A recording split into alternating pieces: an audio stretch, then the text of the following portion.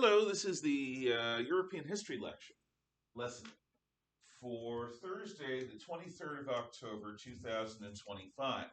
I'm recording this because so many people are out today doing soccer and other things. In fact, I only have one student here, and she is being a good sport about being the only person lectured to in this. Uh, okay, so thank you for that. Let me just get this set up here so it's not. Okay. Britain. One of the things it does during this time is it makes clear an ongoing policy. During the time of absolute monarchy, and this is true before and it's certainly true after, up until the end of World War II, whenever there was a European country, a mainland country, that was getting stronger, for example, Spain or France, and later Germany, whenever it looked like one country was going to be able to take over the entire continent and restore some kind of Roman Empire, Britain always engaged in conflict on the side of the weaker powers. If Spain was strong, Britain would support Germany and France. If France was strong, Britain would support Spain and Germany. Because Britain felt that its ongoing independence would be threatened by having too much power in the hands of one European country. So a lot of the wars that the British fight in Europe are a direct result of this insistence on making sure that no continental power gets too much control. Okay? Now, the Ottoman Empire, the Turks, which were really strong up through the mid 1600s, begins to stagnate. And in the 17 and 1800s, it's so stagnant. Its government and military and economy are so backward that Turkey is actually called the sick man of Europe. So we are on item 5, Ottoman Empire stagnates. And I'm just sort of skipping through this. So the power of the Turks is going to weaken and weaken and weaken until World War I. When everyone except the Germans assume that the Turks are so weak, they're not going to be able to do much good to anyone. But Germany's going to bring Ottoman Turkey into the war on the side of Germany, and actually the Turks are going to do surprisingly well. They ultimately lose, but they do better than anyone has any expectation of them doing. So Turkey ends up being backward, but it restores itself to some strength in the early 1900s. Now we go to Prussia. Prussia is the country south of the southeastern corner of the Baltic Sea. Prussia starts out as a land that has very few people, and those people are pagan swamp dwellers. So the Pope in the 1200s gives the Teutonic Knights a charter to crusade and convert the Prussian swamp dwellers from paganism into Christianity. And so this order of knights, with the permission of the Pope and the King of Poland, goes into this area of the southeastern Baltic coast and wages a campaign to forcibly Christianize. So it's one of the few cases of Christian holy war. And the knights that come in view the local population as a conquered people, an alien people, a people that you can't trust. So the Teutonic Knights develop a very haughty attitude towards the common people of the area they've just conquered, which is going to transfer into sort of a very harsh approach to ruling and a militant approach to using force. If anyone objects, you just slap them with a military attack, and they'll probably shut up at that point. So Prussia emerges from the lands of the Teutonic Order when the last Grand Master of the Teutonic Order, guy from the house of Hohenzollern, decides to secularize and create a duchy. And then the Prussians in East Prussia unified with the country of Brandenburg, which is a German area around the city of Berlin. And so Brandenburg, Prussia forms. Now, in Prussia, there's nothing but swampland. It's not very rich land. There aren't many. It doesn't raise huge crops. The wood is not great. There are few mineral resources. So what does Prussia do? Prussia builds up its army. Like the Teutonic Knights that founded the area, the Prussians believe that the only way they're going to survive is if they have a strong army, if they end up controlling by force their borders, protecting them from the Russians or the Lithuanians or the Poles. And the Poles are still officially overlords of some of this area, but they don't care. The Prussians do not want to be under Polish rule. So in Prussia, you end up with something like Sparta and the old Empire of Akkad. You end up with an army wrapped in the forms of a small country or a small state. But what's important in Prussia isn't the country. The country is there to support the army. The army is important. When a lady walked into a room back in the United States before feminism, the gentlemen would all stand up as an act of respect. When a lady approached a door, whether it was to a car or to a building, a gentleman would open the door and greet her. If a lady was walking by on the street, a gentleman would doff his hat, all out of respect for ladyhood, right? In Prussia, you do that with soldiers, especially officers. So when an officer comes into the room, men and women stand out of respect. And the army was the whole reason for the existence of the state. So they build up a very strong military, and this is going to be very important when we do Unit 3, the unification of Germany. Now we go east to Russia. Russia is under the authority of the Mongol Tatars, the Khanate of the Golden Horde. So Russia remains under Mongol rule for over 200 years. And during this time, there are some semi-autonomous areas, like Alexander Nevsky's Novgorod, which is able to fight off the Teutonic Knights back on the frozen lake bed. And I showed a film clip of that. But in general terms, the Mongols ruled Russia, and the people of Russia stayed the hell out of their way. They paid whatever they needed to avoid getting killed, because the Mongols were not gentle.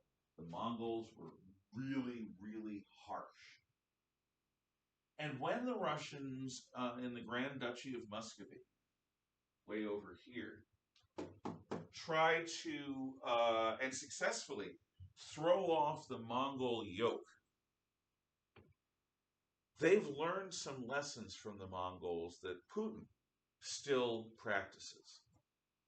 Government needs to be harsh. You don't have a government that is gentle to the people, because a government that is gentle to the people is weak. You want a government where one man, the Duke and later the Tsar, has total authority. And this isn't something that, like Louis XIV's France, comes out of the Chinese imperial court and it's all fancy and Versailles and the Forbidden City. All no. What the Russians get from the Mongols is you use whatever force you need to terrorize everyone. And by terrorizing everyone, the people, the nobles, everyone, the government will be able to get its way. And how is this justified? Like France and the Low Countries and Germany and Poland, Russia is a giant open field. There are no geographic borders protecting Russia. All of these areas, from the Pyrenees Mountains at the Franco-Spanish border to the Ural Mountains that border Siberia and beyond, this is the North European plain. It's a big open grassland with some hills and some rivers, but basically it's open country. So, how do you tell where France ends and Germany begins, where Germany ends and Poland begins, where Poland ends and Russia begins? Well, it's where the armies are at the end of the last war. So, if you're not militarily strong, what will happen to Poland will happen to you. Poland ended up being triple teamed by the Prussians in the west, the Austrians in the south, and the Russians in the east. And it was destroyed. In 3 partitions, Poland was eaten, literally eaten away by the neighbors until there was no more Poland. The Russians know this lesson. They know it bone deep. The only way Russia survives, and the Prussians have a similar idea. The Prussians, with their army, the Russians know that if they don't have a strong army, they're gone. So the Russians need to fund a powerful army. And that means the government needs to collect prohibitively expensive taxes.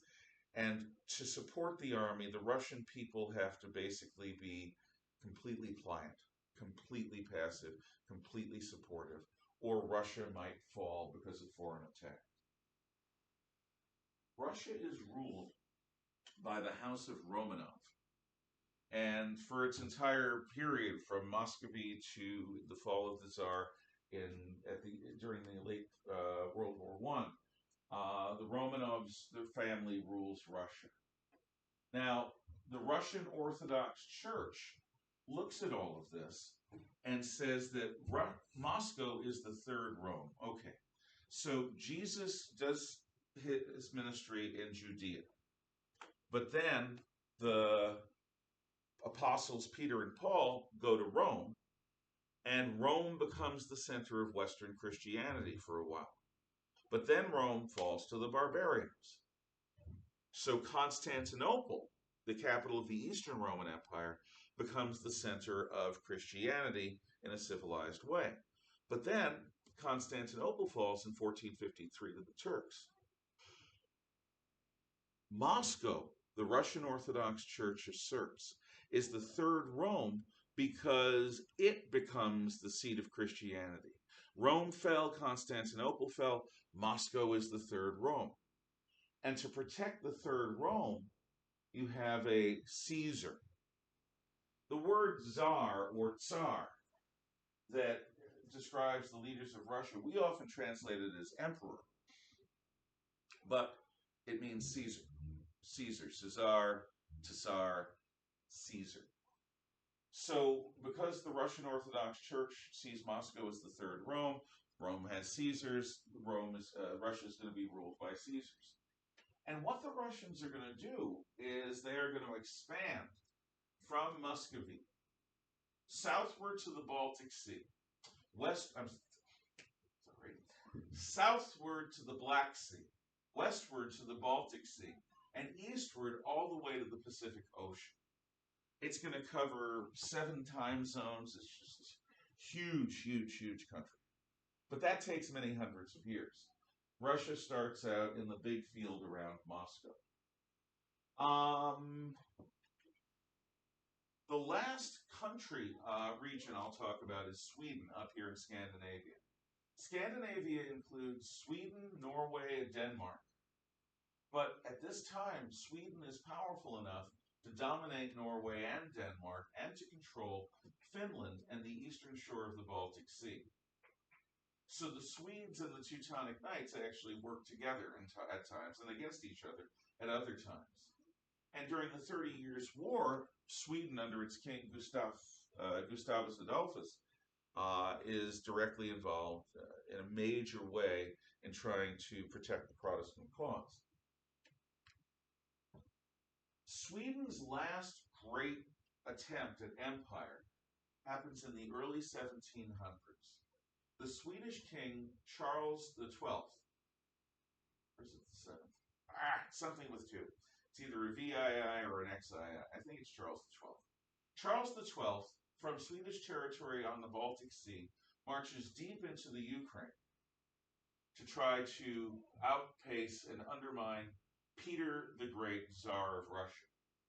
And at a place called Poltava, in the early 1700s, the Swedish army, deep inside the Ukraine, deep inside Russia, is surrounded and crushed. So from this point, it becomes clear that Sweden and its House of Vasa will be in decline, and Russia and its House of Romanov will be in ascension. Charles XII ends up going to Constantinople in the Ottoman Empire to try to get the Turks to fight for him, but they say, get out of here, and he eventually dies. So between yesterday and today, you now have an idea of the various countries. There are a few monarchs I want to go over, and then we will be done. And it's going to be an interesting question whether or not the pictures that I'm going to be showing on the screen are in any way visible online. And I'll get the lights in a moment. So what I want to do is get a picture of Ivan Grozny, which is Ivan the Terrible, or Ivan the Terrible, as a lot of Americans call him. Ivan Grozny, this is his classic picture. And I'll get the lights, and maybe those of you online can see it. By the way, I'm not asserting any copyright over this thing. I'm just showing a picture in my history class, which is fair use. In fact, it is the basic definition of fair use. And this is not working, so I'll go to another one. Let's see, this one. It's blurry, but it should work. Okay. I'll get the lights. And you can see or not see on the screen. The man who transforms a backwards Grand Duchy of Moscow or Muscovy into an imperial power is the man known to Russian history as Ivan the Terrible or Ivan Grozny. Now this face, which I hope you can see online, let's see, I'll move it up, and yeah, you can see a little bit, I guess. That's a good portrait. That is not just an accident, by the way. It's the way that he wanted to be seen. Ivan the Terrible takes his power, claims the power of a Caesar, and then hires a bunch of bully boys called the Streltsy. The Streltsy are shooters. That's literally what the word means.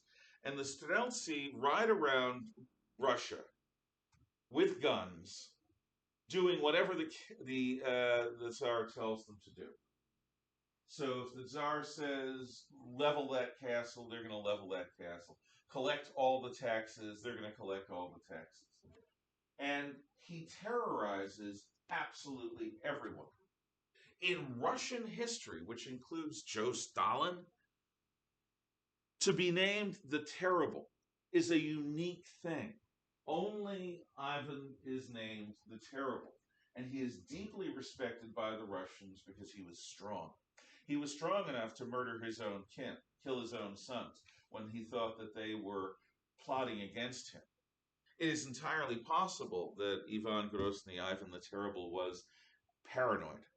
But he was the king. He was the emperor. He was the Tsar.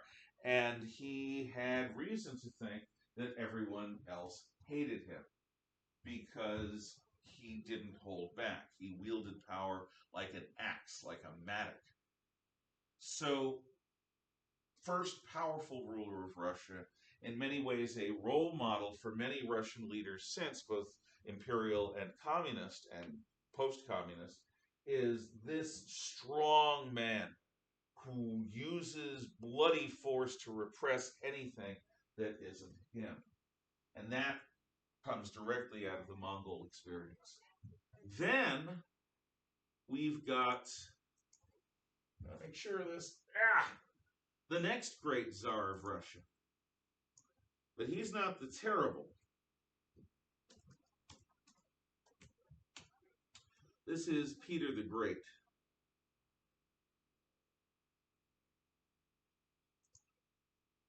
So, from the house of Romanov, Peter, a descendant of Ivan the Terrible,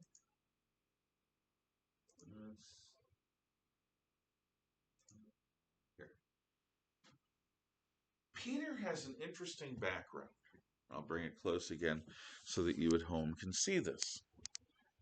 Peter, there we go. Look at that sophisticated mustache. Look at that shaved face. As a young man, Peter left Russia to go on a grand tour of Europe. The nobles of Europe often go, people who have money in their gap year do the same thing today. If your family had huge amounts of money and you didn't want to go straight to college, you might spend a year touring Europe, just traveling around Europe and seeing the sights and meeting the people. Well, Peter does this. Peter goes around Europe as a young man with a bunch of Russian buddies. But he doesn't go as the emperor or as the crown prince. He goes as just a guy. He's just a Russian guy who happens to be really wealthy. And he takes jobs in shipyards in Holland and in Germany. He travels all over to see this Europe that's to the west of Russia. And he decides, after touring Europe, and by the way, his men are pigs. They urinate and defecate in the corner of hotel rooms. You know, they'll take the top floor of the hotel and they'll be there for a few weeks and they'll just trash it. I mean, drinking parties all the time, very crude. But what Peter learns by being a shipyard worker and by traveling around Europe, he thinks Russia's deeply backward and he is going to modernize Russia. So when he gets back to Russia and becomes Tsar, especially after defeating Charles of Sweden,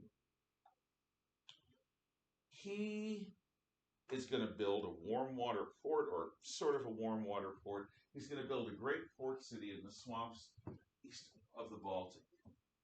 Here is today the city of St. Petersburg. It had been called Leningrad and Petrograd, but it's St. Petersburg. And it's built like Washington in a giant swamp. But unlike Washington, D.C., the swamp that Peter built his great city in was a cold swamp, very, very, very cold. And huge numbers of people, tens of thousands of people, died in the construction of this city. Because to have a city with buildings, you need to have a solid foundation. And they used wood piers, big wood logs, and they drove them in vertically into the ground, and they sank, and more and more and more until finally it took. Finally, the piers didn't just drift around. And onto those piers, they built sort of man-made islands, and on those islands, they built the buildings. And St. Petersburg is one of the most beautiful cities in Russia. It's incredible.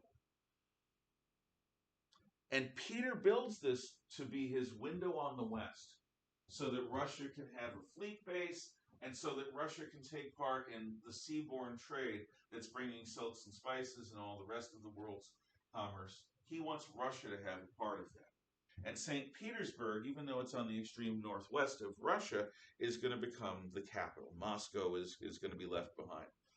Peter also decides that men need to shave. In Europe, men don't wear beards anymore. So he orders the noblemen of Russia, the bogyars, to shave. And a lot of them do, and a lot of them don't. So Peter sends out his generation of streltsy, Russian army, to make the nobles shave. Imagine imperial troops showing up at the local castle, grabbing the man in charge, the baron, and his sons, holding them down, and then forcibly shaving them. Peter did that because total power, absolute monarch, and it's Russia, and it's harsh. But what Peter does by establishing St. Petersburg and trying to westernize and modernize Russia, this is part of a long-term Russian tension. Russians don't really know who they are. Are they Europeans? as European as the Poles or the Germans, the French or the English? Or are Russians something else, a hybrid of Europe and Asia? And those who believe that Russia is a hybrid of Europe and Asia, they're called Easterners, and they don't want Russia to be like Europe. And those that want Russia to be more like Europe are constantly plagued by an inferiority complex because in many ways Russia seems backward. I mean, in my lifetime, and longer, since World War II, over the last 70 years, or 80 years, the Russians make some of the best weapons ever. Most of the time, their weapons aren't quite as good as ours, but they make a lot of them. So Russian tanks and planes and guns, really, really good. But Russian people live a much more rocky lifestyle than Americans do. And that's today, and it's been the case throughout my life, because the Russians want a strong government with a powerful military so that they don't get conquered, and so that if conquering is going to be done, they're going to do it. And the people who want this are both Easterners and Westerners. People who want Russia to be more European want Russia to be strong. People who want Russia to be a sort of bridge between Europe and Asia want Russia to be strong. So Ivan Grozny, Ivan the Terrible, was sort of a Russia as bridge between Europe and Asia. Peter is the ultimate Russia is a European country guy. I'm just going to go straight to the next Russian Tsar of power of consequence, which is a little out of order. So Catherine the Great is interesting for a variety of reasons. This portrait is going to be of Catherine in her middle age, or maybe even old age. So obviously she's a woman, and the Russians are not typically ruled by women. The thing is, she's not even Russian. She's German. Catherine the Great, like many royals, comes to Russia as part of a marriage alliance. So she's a German who marries the Russian Tsar, or the Tsarevich, the crown prince. But Catherine ends up surrounded by weak and short-lived men. And so she ends up taking imperial power into her own hands. And Catherine, who reigns, Peter was in the early 1700s. Ivan Grozny was in, I think, the 1600s. Catherine the Great was in the mid to late 1700s. And her great contribution was to march south and take over the Black Sea coast. Basically, Ukraine. To take over the Ukraine. That is Catherine's great project. But Catherine also plays off, like Queen Elizabeth I, the men in her court. She retains the power, no matter who her husband is. And her own son is brutalized by her because he thinks that he's going to be in charge. No. As long as she lives, she's going to be in charge. And the most terrible stories are told about her. For example, there's this legend about how she died. Excuse the vulgarity of this, but this is the legend. So there's a horse, a male horse, and it's strapped onto a rack so it swings. And apparently she was having relations with this animal, and something broke, and it's a legend. But it shows the kind of hatred people had for her. But she had power. And Catherine also establishes Russia's navy. In fact, one of America's early naval heroes, Captain John Paul Jones, who fought the British in the American Revolution at sea, eventually went to Russia and helped establish Russia's imperial navy. So now we're going to look at another female ruler, but this is not from Russia. This is from Austria. This is the mother of Marie Antoinette. The Empress Maria Theresa of the House of Habsburg, again because of health issues with the men around her, ends up being the ruling monarch, the ruling empress of the Austrian Empire in the mid to late 1700s. And she is also that rarity, obviously a powerful and effective female ruler. But she has the misfortune of tangling with the next guy, and one of the last people I'll talk about today, which is King Frederick the Great of Prussia.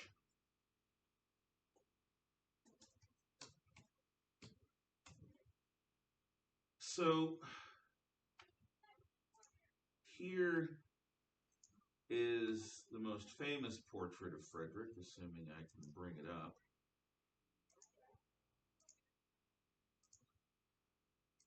Look at those eyes.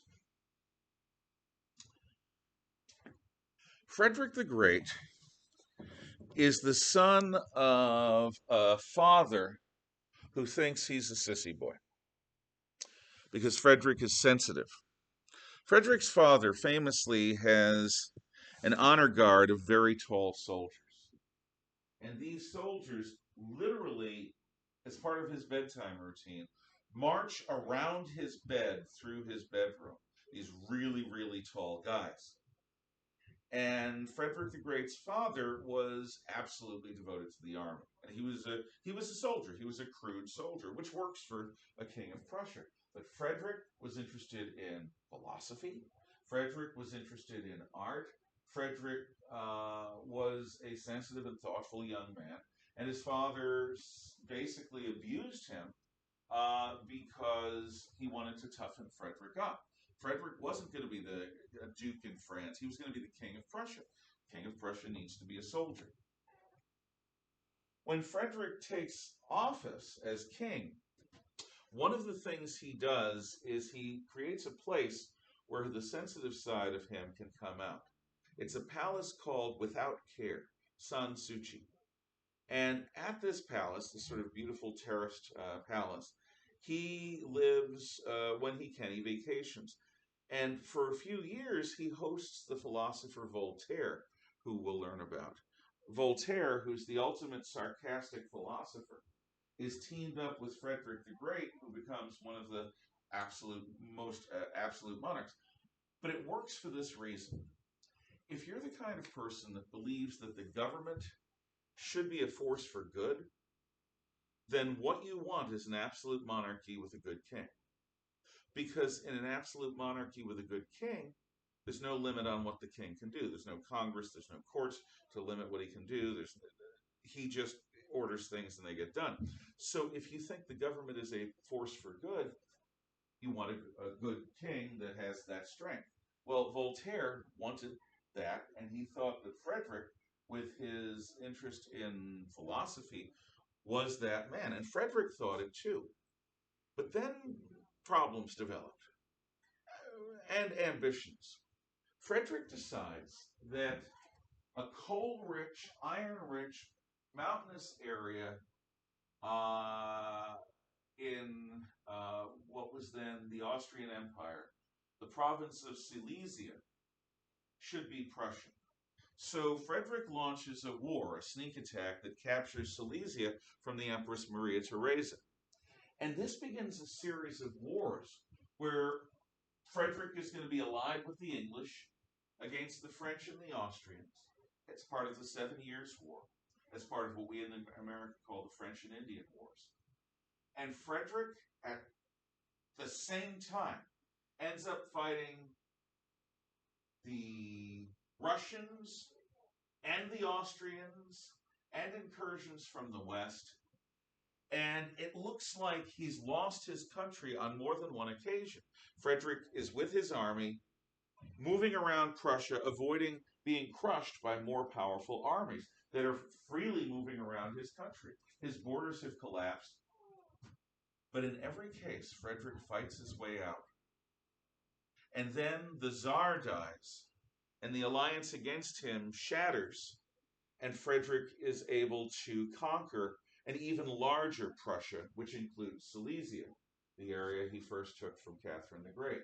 So, despite being a sensitive youth, a philosophical fellow, a friend of Voltaire, he's also the most kick bottom of Prussia's kings.